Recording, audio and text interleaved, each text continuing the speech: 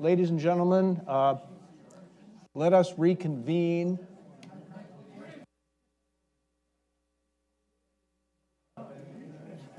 Order, please. This is the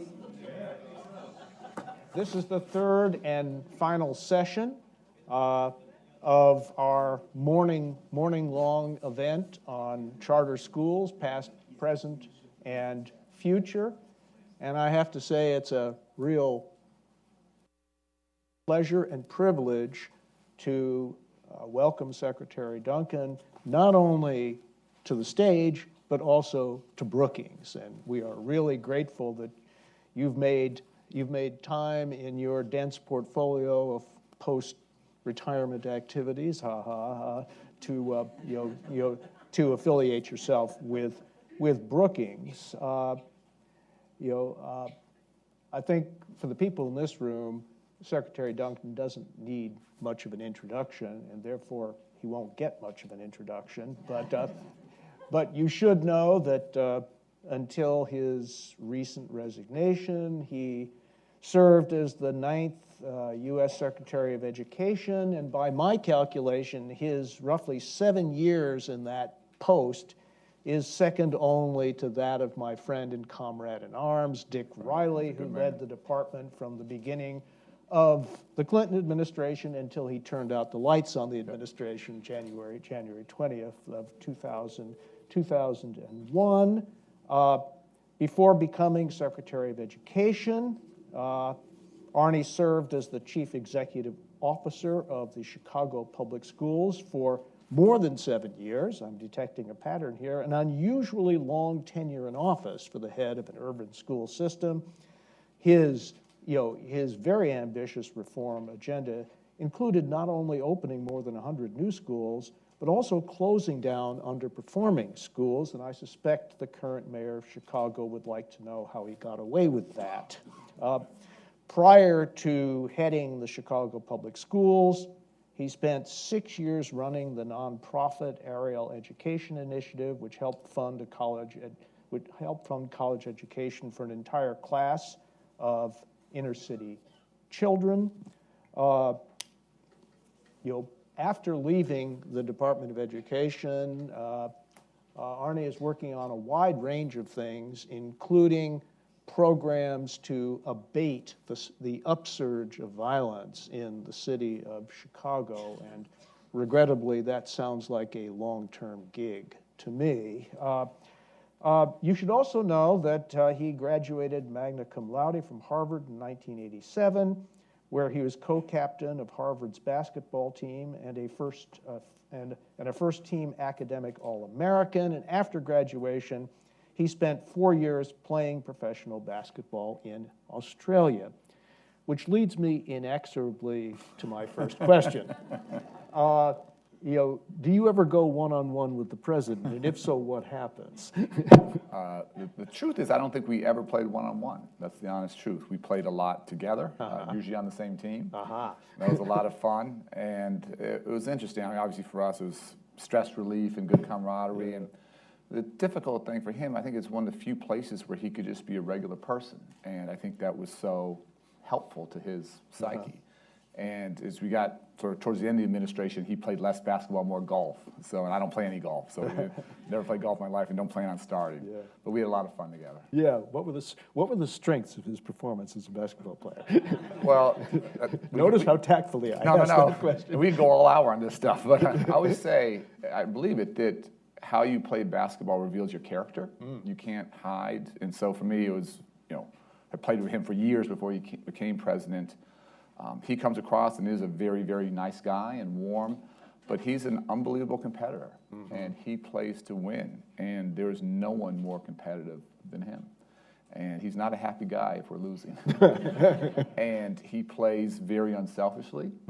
Frankly, he's often not the star when we're playing, and he just wants to win. And he plays very, very smart. He plays great defense. He moves the ball. He's unselfish. And he helps us win. And I think early on, I was able to see just how competitive he was, how mentally tough he was. and it doesn't come across because of his personality. It's not something that comes across, obviously, to the American public. But he's a great teammate, and I think that's part of why he's been a great president.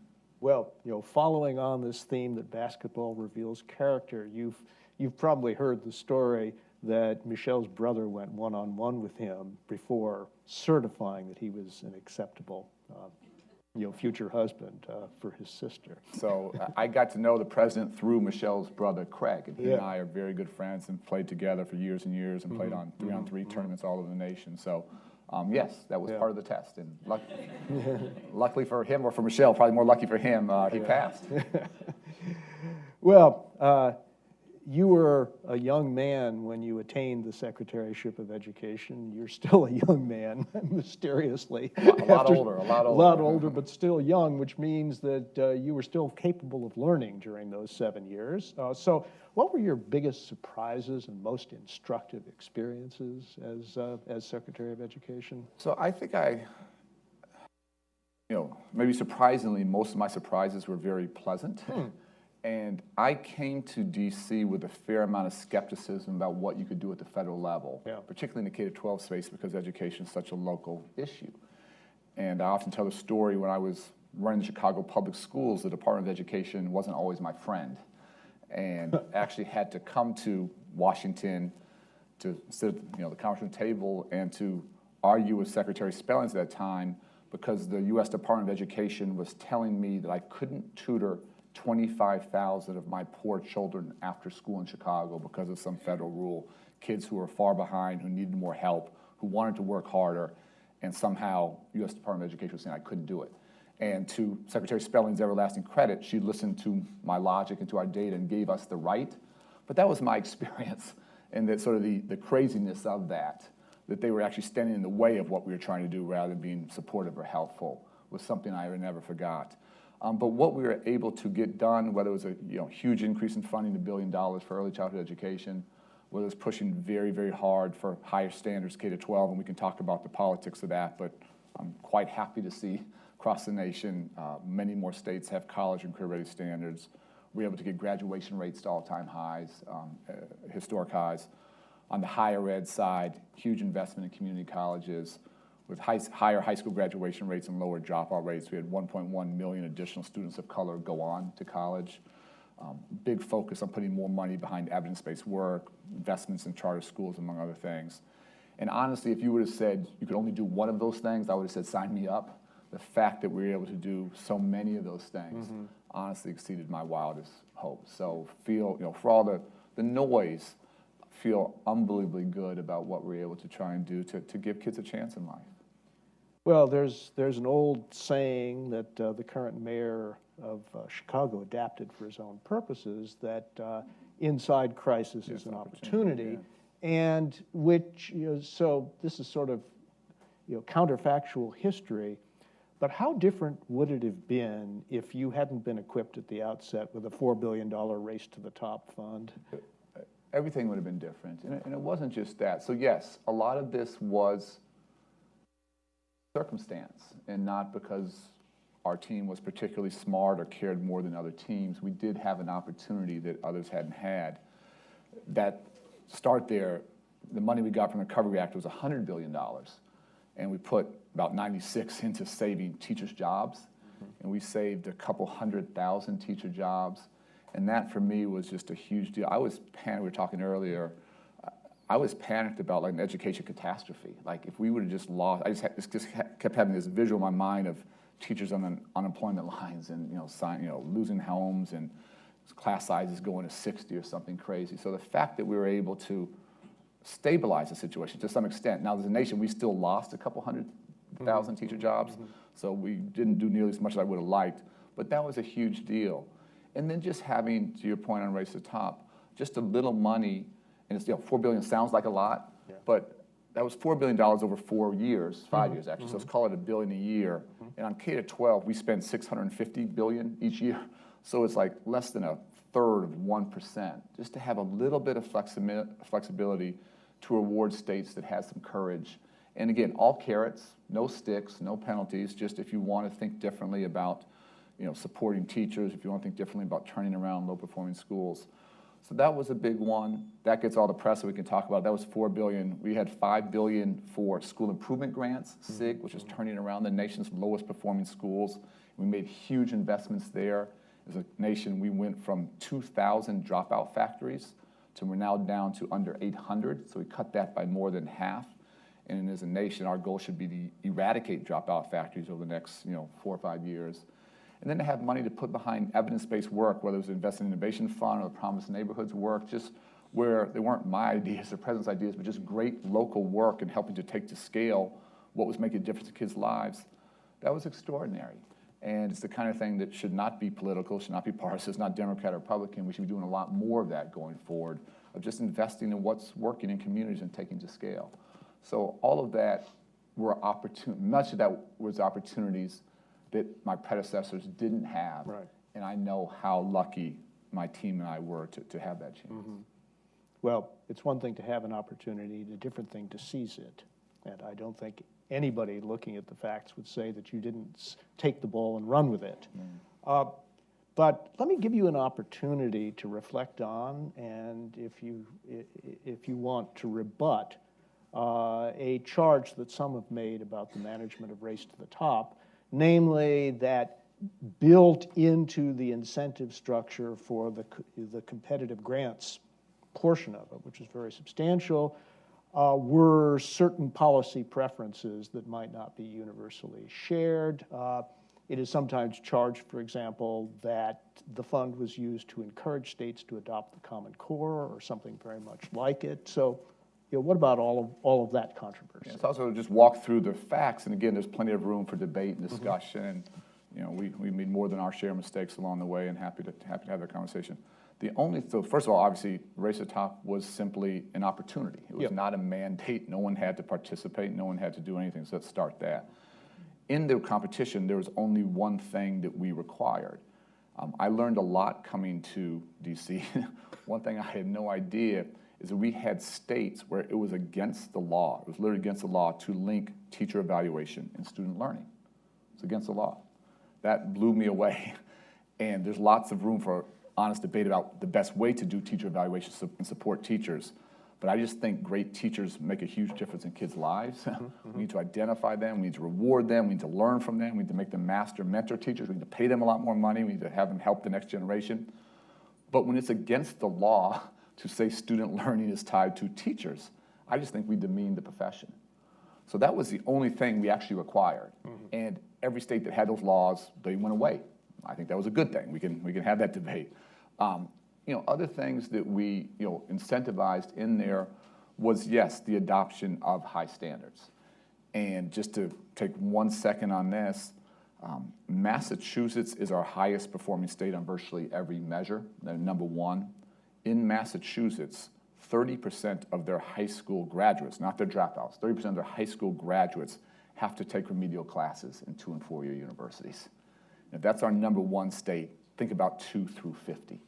And when we dummied down standards, and this was not the intent of No Child Left Behind, but it was a perverse incentive, you had about 20 states actually reduce their standards to act like they were hitting that bar. And I just think that's one of the most insidious things that ever happened in education, and particularly for poor children and minority children and English language learners who are told they're on track to be successful, and they're not even close. And it's just absolutely unfair. So we said states needed to have high standards. It did not have to be the Common Core. They could work together on other things. That was a possibility. That was not a mandate by any stretch. And to be clear, the definition of high standards was not us in Washington, but just have your local university in Texas, the University of Texas, certify if students are meeting these standards, they don't have to take remedial classes. We talk a lot about the cost of college. It's a real issue, but we spend billions each year on remedial classes, paying college tuition for high school level work that is not credit bearing. Nobody wins there. So that was one piece of it. Second was looking at data and just sort of understanding where are we making progress, where are we not, having transparency, and the lack of clarity, the level to which so many state data systems are opaque and no sense of who's getting better, who's not, is a big issue. And then another one was turning around low-performing schools. And this was, again, a pretty radical idea, but candidly, there are lots of folks around the country who I think in their heart don't quite believe that black and brown children can be successful, who don't quite believe that children who are born poor can be successful academically. And we tried to challenge that very, very hard and did it imperfectly. Not every school turned around, but it's not a coincidence that we saw high school graduation rates go to all-time highs. It's not a coincidence that over time, Hispanic dropout rates have been cut in half from 28 to 14%, African-American cut by 45%. Now, to be clear, none of these numbers are good enough. They're not where they need to be. We have a lot of work ahead of us. But we tried to say, to your point, let's challenge the status quo. Let's very intentionally, when things aren't working well for kids, let's behave in some different ways. Challenging dropout factories, challenging low expectations, saying great teachers matter. We can talk about how we executed that. We can talk about implementation and challenges there. But in terms of principles of what's right for kids, I'll have that debate any day of the week. Yeah. My last general question before we turn to charters specifically, after a very, very long delay, No Child Left Behind was finally replaced. Yeah. And what's your personal assessment of the strengths and weaknesses of the Every Student Succeeds Act, which bears a suspicious resemblance, at least verbally, to the bill that it replaced? Yeah. No bill is perfect, and had I written it myself, I would have done some things differently, but I was thrilled to get that done. Yeah. So let me just back up. So No Child Left Behind, obviously I lived on the other side of that for 7.5 years leading Chicago Public Schools. What I always give the authors of that bill credit for is putting achievement gaps on the table and not sweeping under the rug the mass disparities in outcomes and opportunities between white children and black and Latino.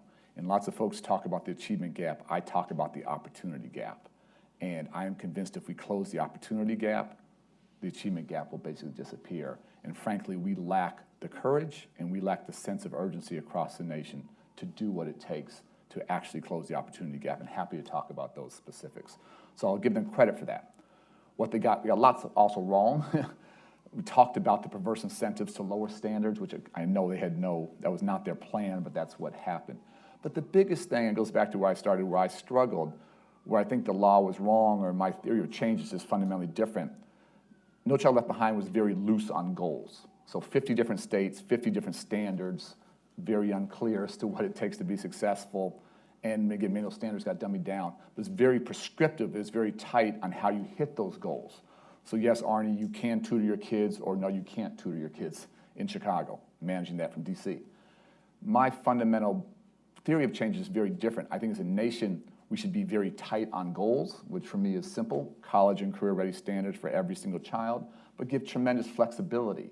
Be very bottom-up, not top-down, and to think that from DC here we can manage Montana and Wyoming and California and Alaska and inner city Chicago, that'd be the height of arrogance. And so let's have a high bar, hold people accountable, but give them a lot more flexibility to be creative and to be innovative at the local level.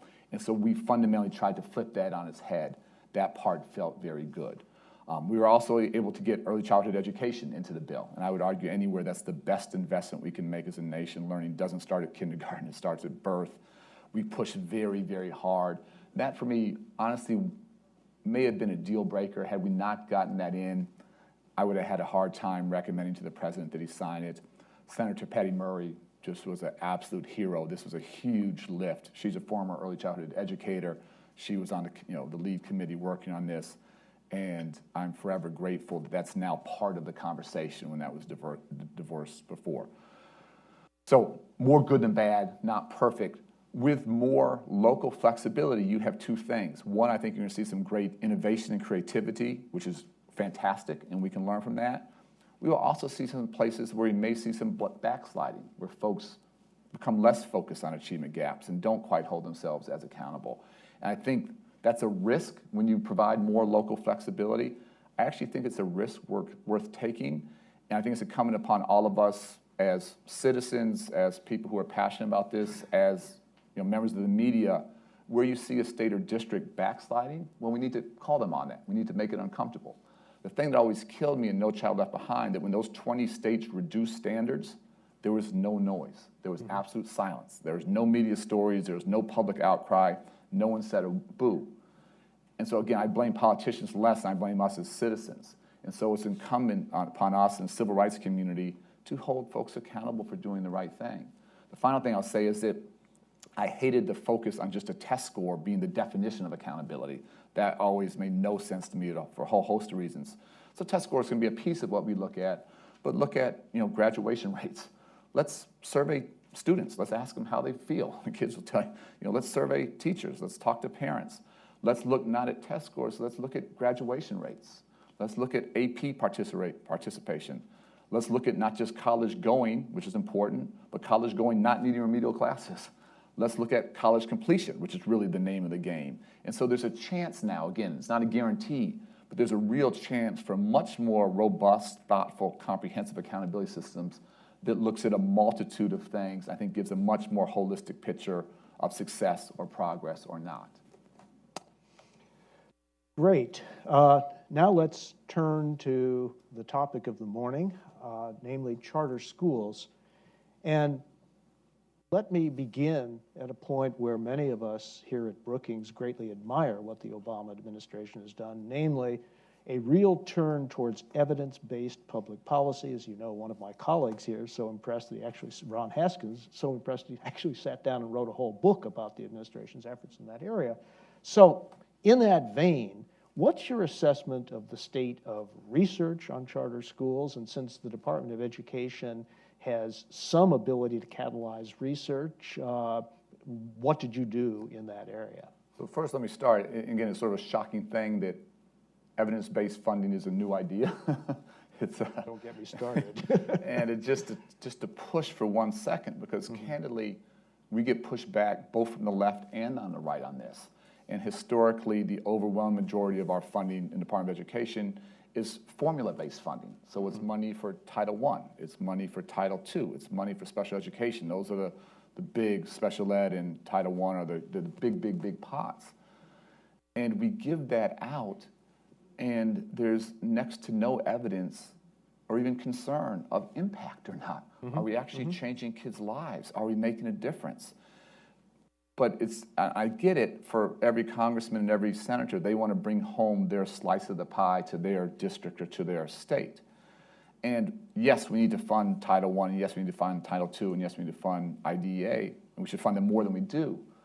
But we also need to start to put money behind things that are actually working and scale.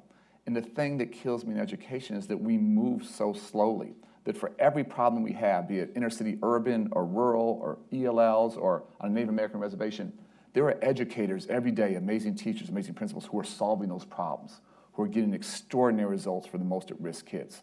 What we don't do is we don't learn from them fast enough. We don't scale. And so whether it was the Invest in Innovation Fund, the I3 work, whether it's the Promised Neighborhoods work, whether it's work we did in technology, again, putting money in. It's a pretty simple idea. Jim Shelton did a great job with this. You got a lot of evidence, you get more money. You got medium evidence, you got medium money. If you're sort of a startup, you get a little less money, but we want to get in the game, so sort of tiered evidence strategy. Let's put money, again, not behind my ideas, not behind the president's ideas, but behind things that can show high school graduation rates are up, dropouts are down, achievement gaps are closing, more kids are going on to college. So that's a hard thing to sustain from both the left and the right. Having Brookings and others push, I would argue we put some money in. I think it's a tiny percent of what we should actually be putting in. There's a lot of work to do there, and one that should be absolutely non-political, nonpartisan. To go to your question on the state of research, I think for me, I think there are a couple things that are emerging that are important. One is there's a huge interest in the past couple of years around not just academic results, but it's all these terrible names. You need a better name, the non-cognitive issues, grit, resilience, tenacity. I think those things are just a huge deal. And I could make an argument that they might be more important for kids' lives than their reading or math scores in third grade. I think I make a pretty compelling case there. So our research is in its infancy there, and how you teach these things, how you assess them are very complicated. All the work I've done, hands-on with kids on the south side of Chicago in the inner city growing up, we spent a huge amount of time focused on this, And to this day, I honestly don't know whether we were any good at it or not. And that haunts me. It was just so important because kids were trying to survive in just horrific situations. And we had to try and equip them with the skills to not just survive and make it, but also concentrate and focus academically. So that's one, emerging body. Two, that I think we as a department can do more and should do more. Two, for me, the goal of any school, again, this is not charter versus traditional. The goal is not just better test scores. The goal is not just high school graduation rate. It's really college completion rates. And across the nation, particularly in the Black and Latino community, particularly for poor students, we are so far from where we need to be. And so really thinking about what are both the academic and the non-academic skills that young people need to have pre-K to 12 to not just graduate and not just go to college, but persist and complete. We have to get much better at that. And Kip and others have, I think, doing a great job of self-reflection, honesty, and looking at, they're doing much better, much better than the average to their great credit, but nowhere near as good as what they want to do. And I think those are the kinds of things we have to look at. Just to sort of step back, it's interesting how numbers tell different stories. So the good news is that over the past 2 decades, Black college graduation rates have doubled. The good news is that over the past 2 decades, Latino college graduation rates have doubled. The bad news is that Black graduation rates have doubled from like 13 to 23%, and Latino from like 8 to 15%. So I think the question for all of us, are we going to sit here in 2035 or 2036 and say, great, we're now at half of Blacks in America have a college degree, and we're now at a third of Latinos have a college degree? It's unacceptable. It's not even, we're not even in the game. So how do we accelerate the pace of change? Can we double those rates not in 10 years, not in 20 years, but in 10? Mm-hmm. That's the kind of work, that's the kind of research. Again, charter, non-charter, all of us need to be engaged in. How do we get better faster? How do we accelerate the pace of change? Well, an outfit that I regard as pretty much the gold standard of policy evaluation in this area, Mathematica Policy Research, did a study in 2014 that came out with some very encouraging news about measures other than test scores. You probably remember, a substantial impact on college attainment and persistence, and interestingly, a very significant impact, about 13% on average earnings, even for the charter school students who did not go on to post-secondary education and training. So something is happening there that's worthy of attention and that must reflect something more than test scores. I think the trends are very, very encouraging and positive. So I think the charter movement, again, we should not be self-satisfied, we should not be complacent, this is not mission accomplished. I think the charter movement has made huge strides. And so yes, the academic, the non-cognitive, the long-term earnings, the also recent studies talking about how many more days of math and reading learning are happening for average kids in charters. These are big deals. These are not small effects. These are big effects, again, for the kids and communities who need the most help.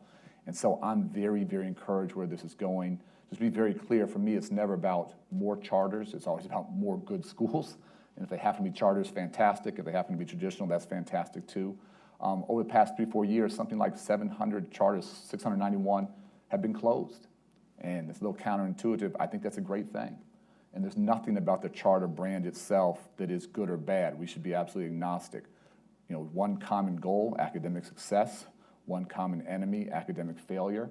And I think we just have more charters that are making a real difference in kids' lives, however you define it, and that's a great thing. And we need to learn those lessons, and we need to scale, and we're asking the Department of Education for a huge increase in funding to replicate high performers and help them serve more kids. Well, this is almost exactly the 25th anniversary of charter schools, and I was present not quite at the creation, but 2 years after that in 1993. And I remember when Amber Reichgott and others came to visit us, the line was that not that charters would ever replace public schools, but that the competition from a significant charter sector would lead public schools to up their game. How do you see that? Has that happened? Not much. A little bit. So for me, it's less about competition, and it's more about choice. And it's really empowering parents to figure out what's the best learning environment for their child. And every child learns differently. Every child has different strengths and weaknesses. If a parent has 3 or 4 kids, the same school might not be the right school for all of their children. And historically in our nation, particularly in poor neighborhoods, particularly in Black and Latino communities, there are often no good choices, 0. The reason I've devoted my life to education, because the neighborhood where my mother ran her after-school program, there were no good choices for kids, elementary, middle, or high school. Local high school had a 67% dropout rate. That's the community where we grew up.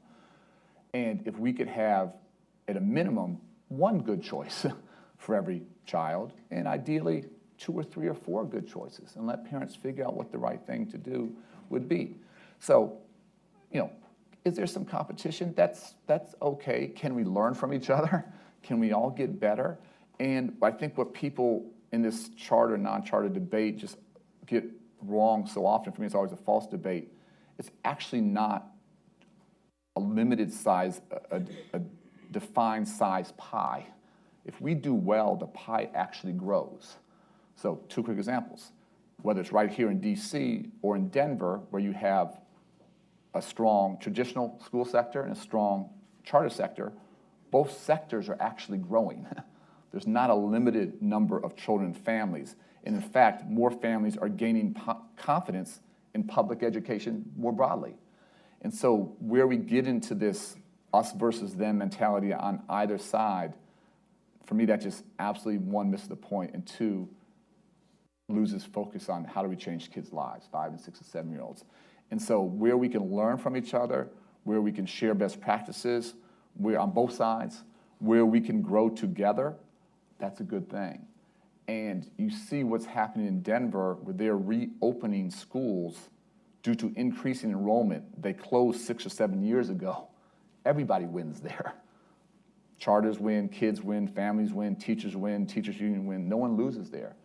You see other cities, including, unfortunately, my hometown in Chicago, where there's so much animosity, where there's so much strife, and people are voting with their feet and moving out, and that's a death spiral where nobody wins. Everybody loses. Yeah. And so I think stepping back up, getting past the petty drama, the adult issues, focusing, can we serve every child well in a city, whatever it might be, and that's going to take multiple players doing different things, and really empower parents to choose what's right for their kids.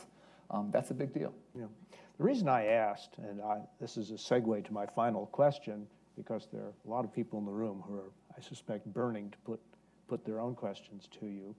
I asked because if you go back to the intellectual foundations of the charter, people like Chubb and Moe, who were here at the time and wrote something like the Bible on school choice and competition, the theoretical argument was very much that the existence of an alternative would create incentives for the traditional public schools to up their game as well. And it's interesting to hear you say that you don't think that's happened very much, and you're not entirely unhappy about that. No, I am. No, let me be clear. I am unhappy about it. Yeah. It has happened some, but it has not happened nearly as much as I would have hoped 15 or 20, 25 years ago.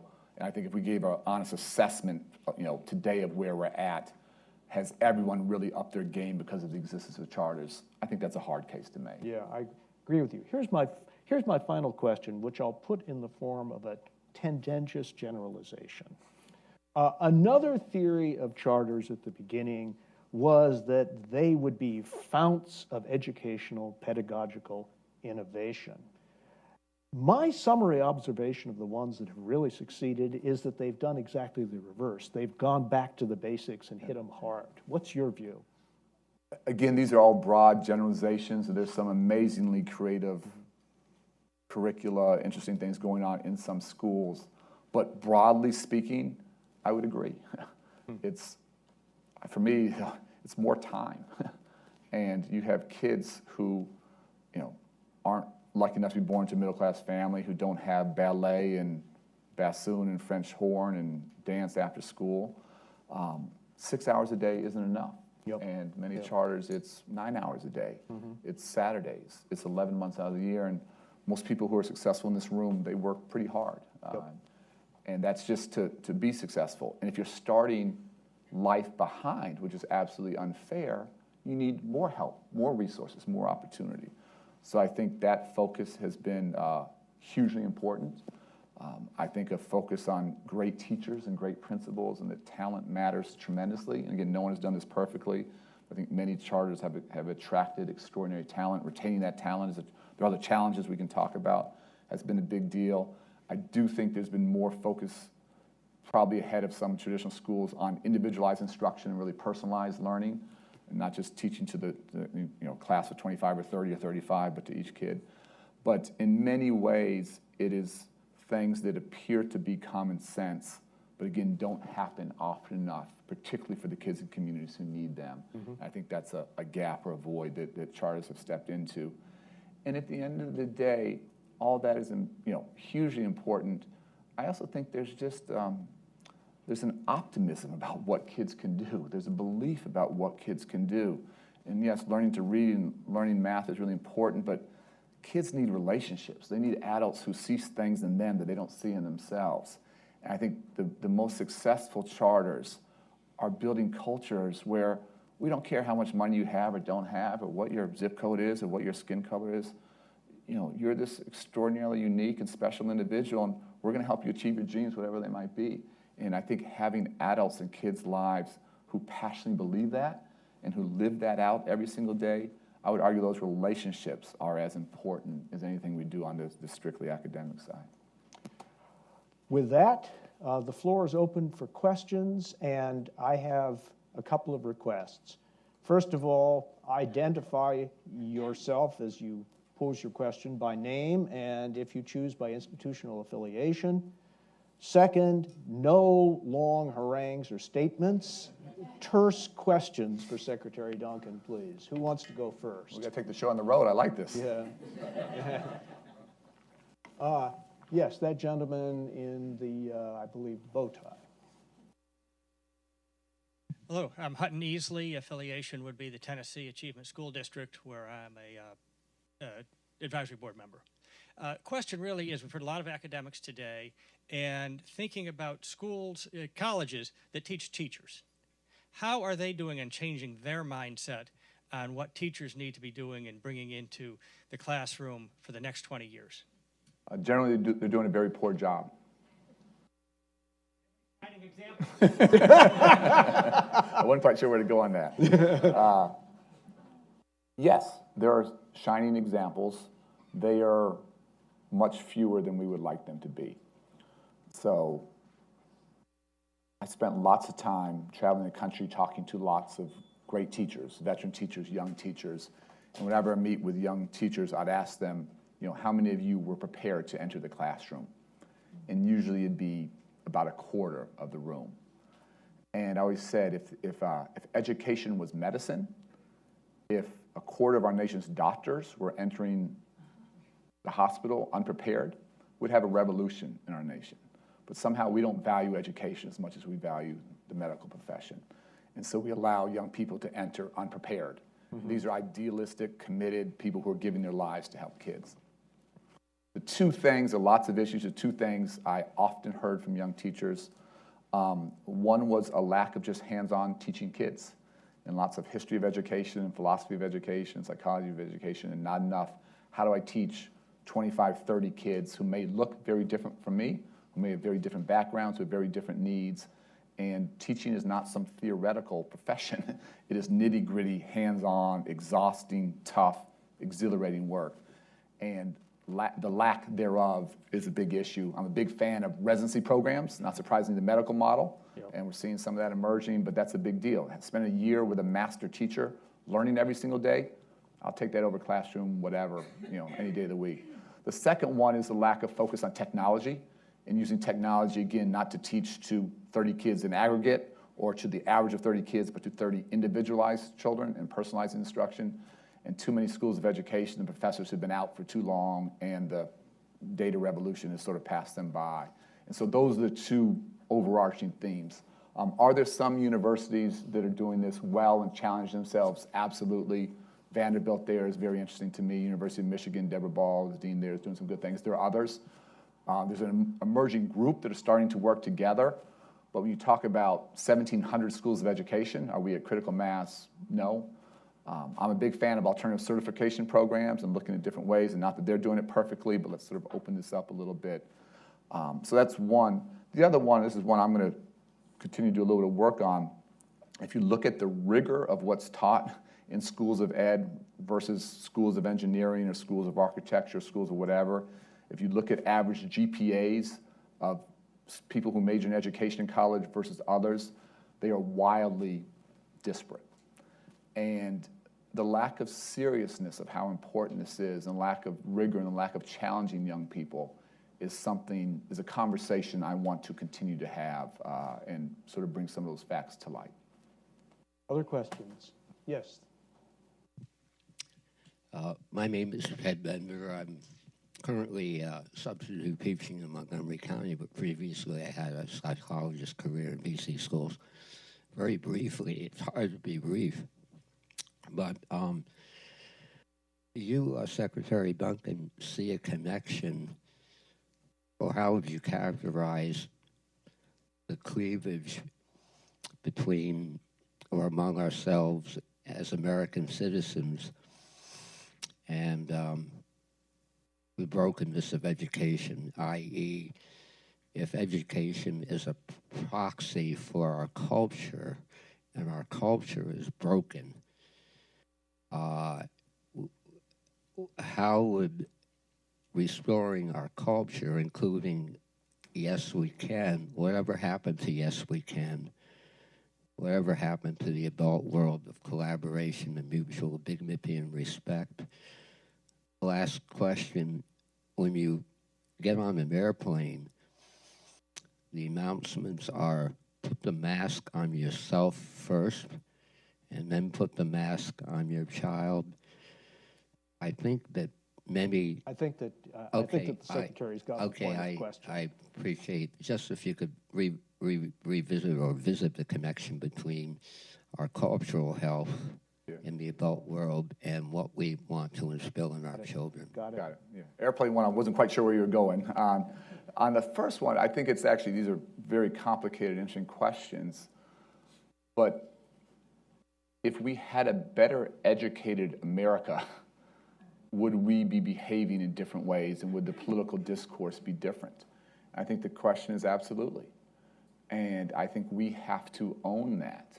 And where you have large swaths of the American public who have been poorly educated, be that rural white or inner city black or Latino, I always give the example when I was growing up in the south side of Chicago, if my friends dropped out of high school, it wasn't great, but it wasn't the end of the world. They could work in the stockyards and steel mills and did, and support a family and own a home and do okay.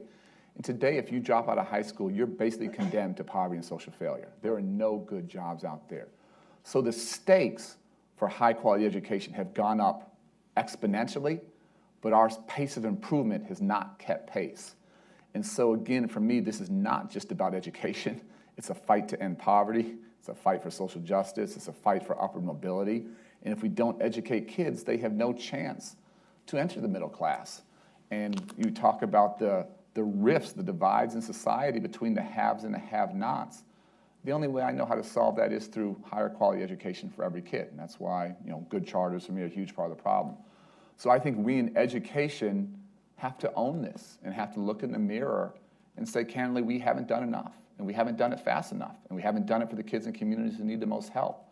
And if we had the best educated workforce in the world, there are no losers here. And we're not close. And other nations are just out innovating, out educating us. So that's one.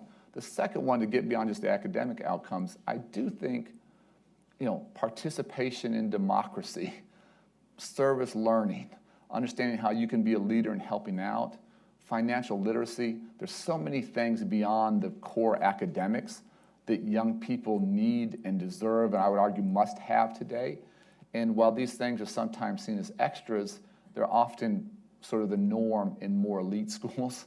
And so how we help all kids have access to chances to serve their community when they're young, to financial literacy, to a second language, to being part of democracy and being engaged in these debates. That's what great schools, charters, traditional schools do, and those opportunities have to be the norm, not the exception. We live in interesting times when candidates pronounce that they, quote, love the poorly educated, but I won't take that one any farther. Now for a question I'm dying to hear from Nina Rees. You probably know her. Oh, well, good to see you. Great. Arnie, no Mr. Arnie, Secretary yes. stuff. Given what you know in your seven and a half years as the Secretary of Education, and what the recent reauthorization of the ESCA has done to the powers of the Secretary, who do you think would be on the short list or should be on the short list for the next Secretary of Education if one of these candidates were to call you? Or what's the ideal archetype of the next candidate? So I'll punt on the names just because I haven't got that far and don't really know. I just think, so let me back up. For me, education should be the ultimate nonpartisan issue, non-political. And so if you have anyone coming from either extreme, there's no one has a monopoly on good ideas in education. And I would actually argue that kids are often poorly served because political leaders on both the left and the right get pushed to the extremes by their extremes. And what's right for kids is usually in the middle. And there are very few incentives for politicians to take on their base and move to the middle ground. And so in a perfect world, you would have political leaders with courage, not just playing to their base, but challenging their base around education and getting leaders who see this not just as an educational responsibility, but as really a moral imperative. And I'd go back to in a fight for social justice. It's a fight for civil rights. And it's a huge deal. And let's go back to the other question. The cost of failure today is so staggeringly high. And not to go, not to detour, but what I'm looking at in Chicago with the levels of violence and the levels of murder, those aren't college-educated folks who are shooting each other. That's not the reality. And so the cost to our society for not getting this right is a real problem. And what I've argued, and I'd say somewhat unsuccessfully, is I think as a nation we should unite behind a couple goals. I would love us to lead the world in access to high-quality pre-K. We can debate that, but I think that should be a goal. I would love to get our high school graduation rates to 100% as fast as we can. I would love to we've gone from 2,000 dropout factories to 800. I would love the next president to eradicate dropout factories like we eradicated polio over the next 4 years. I'd love to lead the world in college completion rates. Today we're 12th. Now, we can have lots of vigorous debate about the strategies for achieving those goals, but candidly, I haven't seen any of the politicians talk about any of those goals. And again, I don't blame them, I blame us. So it's maybe a roundabout. We need folks who are focused on those goals around being ready to enter kindergarten, completing high school, ready to be successful in college, and then taking our college completion rates to record highs.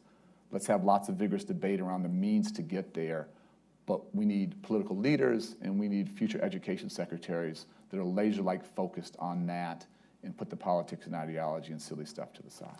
Well, speaking on behalf of the Brown Center for Education here at Brookings, I hope that the very first piece that you write for us will make the point about uniting around high-order goals in education and then arguing about the best means. Because I think that point that you just made is extremely important and has broader application to our nation's politics. We are not spending a lot of time talking about the goals that we agree on, but we're spending a lot of time beating each other's brains out about the means that we disagree on. Yep. Yes, Yep. The woman right there. Yes, you, ma'am. Yes, Mr. Secretary, or Arnie, however you'd like to be addressed. You made reference And you to... are? I'm Lois Harrison Jones, former superintendent of Boston, Massachusetts, and professor emeritus of Howard University. Thank you. You spoke of schools of education not doing an effective job, and I concur with you 100%. I would like, however, to ask if you would provide some suggestions, some advice as to how we might move beyond the traditional manner in which we tend to evaluate or assess the effectiveness of our schools of education, generally through accreditation agencies such as NCATE and CAPE and so on.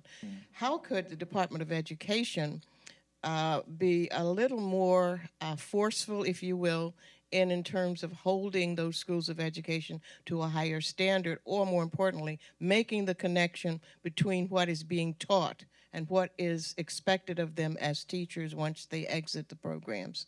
Yeah, so this is an area where we struggled, and I'll give myself a pretty low grade there. And part of it is our levers are pretty weak, and we're still working on stuff, so stay tuned.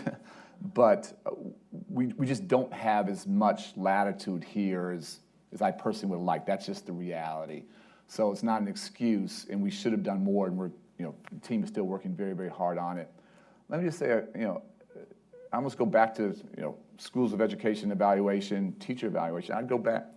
We should just survey graduates and ask them. And they'll tell you these are your customers, these are your clients.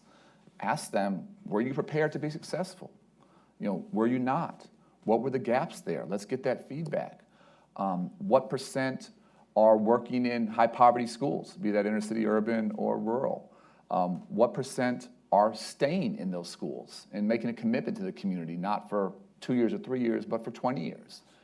And I just think getting feedback from the folks who are living this work is so important. Are the teachers who graduate from schools of education, are their students actually learning? Are they successful in math and reading? We can look at that and look at different schools of education, how folks are doing. One we haven't talked about, and I'll talk about both for schools of education and the charter school movement because they're both applicable, the lack of diversity is crushing right now. And our students today are majority minority. And I want great teachers in every classroom. I just want those great teachers to reflect the great diversity of our nation's kids. And I see very few schools of education focus on this at all.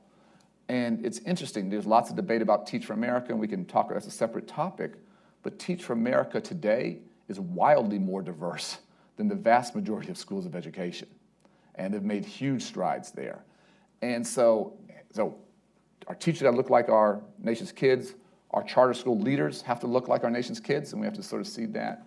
But I just think the truth is just in talking to the graduates, getting that feedback, and then does something change? So can we do things at the federal level? We can do some, but be very clear, we're not the answer. For me, the answer is really challenging governors, challenging college presidents, and challenging deans that you have to own this. You have to take responsibility. And if the rigor of your school of education is, I'm just making this up, is half that of your school of engineering, then you're not really serious about this work. And we know many schools of education are cash cows. They don't cost a lot and they generate lots of money. And if teaching wasn't so important, I wouldn't care. I can't think of a more important profession to build our nation and to help kids than training the future of educators. So we need to push better at the federal level, hold us accountable there, but that can't be the solution alone. Governors have to own this, but university boards and presidents have to say, we want our school to be world-class, and we want 100% of our graduates to be prepared to be successful when they enter that classroom and do that critically important work, because those kids don't have a second chance. Those kids have one chance with that teacher. And there's just not a seriousness of a purpose or sense of mission there or sense of urgency. I don't feel it nationally. I really don't. There's a question right here in front. Hi, Ernie. Doug Harris from Tulane and Education Research Alliance for New Orleans. So first, just wanted to thank you for helping to reconcile the competing streams of debate. I think this idea that there's this establishment view and that it's all about poverty versus improving the schools has been really damaging. And I appreciate your focus on, let's just focus on the students and the goals. Part of the debate earlier today on charter schools is about the role of districts. Right? So part of the logic is to get the districts out of the way, give more autonomy down to the school level. What do you see, having been a superintendent, but also having seen it from the federal level, what do you see as the future role of school districts? To be clear, in authorizing charters or in the role of districts in general? That's a broader one. Well, let me just say, for me, the conditions for successful charters are always the golden combination of much greater autonomy, but much greater accountability. And one without the other doesn't work. And so I want to give charter operators maximum flexibility to innovate, to be creative, but hold them accountable for results. So where districts are authorizing or states or universities are authorizing, for me the goal is not let 1,000 flowers bloom. The goal is take the best of the best, hold them absolutely accountable for results. Where they're doing well, replicate, let them serve more kids. Where they're doing better, where they're doing poorly, close them down. I don't think I answered your question. So, Do you think districts are capable of doing all of those things? Holding them accountable and giving autonomy. There are not a lot of examples of districts doing that. they're not. And again, for me, so who authorizes? For me, again, I'm agnostic. Whether it's districts or universities or states, you have different authorizers. And again, I'm pragmatic. I don't think any one of them is uniquely suited more than others. And they're examples of success in all of those sectors, and they're examples of real failure in all of those. So I think this is actually, on the research, I don't know the answer to the question, but if we looked at which charters are most successful and who is mostly doing the authorizing, is it a district or a university or a state? I honestly don't know the answer to that question. Some folks in the room might. I think that's an interesting one. But I think, again, for me, it's less who's doing it. It's what principles are they picking winners? How are they basing their decisions? How are they holding them accountable? And then what's their 3 to 5 years in? What's their growth, replication, or shutdown strategy? I know you have a hard stop at 12. We have 2 minutes. So a terse question. Two quick questions. I'll shorten my answers real quick. Okay, well then, One. here and this gentleman with the gray hair over here. And I do have to race to the airport. I apologize, guys. Yeah. Hi, Rick Collenberg with the Century Foundation. You gave what I thought was a very candid interview with the 74, where you were asked what did you wish you'd done more on, and one of the issues was school integration, and I'm wondering what sort of advice you would give to a future secretary on how the federal government can promote economic and racial integration in our schools. Yeah, well, Let me put both of the questions together, then you can okay, answer them okay. both. Yep, and- good. Yep. I'm Nick Farmer. Can you speak some about post-secondary non-college education, apprentice programs, preparing students for jobs that don't necessarily require college education? Thank you. So quickly on integration, the good news is John King is laser-like focused on this, and I think will do as much as he can in a short amount of time. In retrospect, I think what we did, we had some resources, particularly magnet school money to spend. I think we spread that too thinly, and I would have made fewer, bigger bets. And again, I don't blame the field. We had lots of folks with good ideas and with good plans on paper. Candidly, not enough of who we funded were able to deliver. And this stuff is really, really hard, as you know, so I don't blame them. But I think had we been more discerning in who we picked, made bigger investments there, obviously there are downsides to that, but I think we would have had more shining examples like a Hartford, Connecticut, and we don't have enough of those emerging. So that was strategically a choice, or I do in hindsight I would do differently. On apprenticeships, vocational education, we haven't talked about that. I'm just a huge fan. What I'm trying to do to reduce the murder rate in Chicago is get a bunch of guys jobs. Mm-hmm. Welding's a big piece of that. There's lots of different ways to get a good job in the legal economy that doesn't require a 4-year degree. So I say all the time is that the goal of every high school graduate has to be some form of learning beyond that. 4-year universities, 2-year community colleges, trade, technical, vocational training. Again, we should be agnostic. We should prepare young people for success in all of those and let them follow their passions. And so, again, other countries, Germany, others, the president was just there, lots of places we can learn from. But the goal is to help people get good jobs. And a 4-year degree might be the answer, or it might be a 3-month coding boot camp. And the truth is, all of us have to keep learning, keep growing the rest of our lives, so it's not a one-shot deal. But putting more resources behind those programs where real skills lead to real jobs and a good wage, we can't support that work enough. Well, ladies and gentlemen, I think the past hour has been all the evidence we needed that Brookings is incredibly fortunate to have the former Secretary of Education, Arne Duncan, as part of our education team. Thank you so much for sharing your insights with us. Will the audience please remain seated until Secretary Duncan has a chance to exit the room and dash for the airport? And please join me in thanking him. Thanks for asking.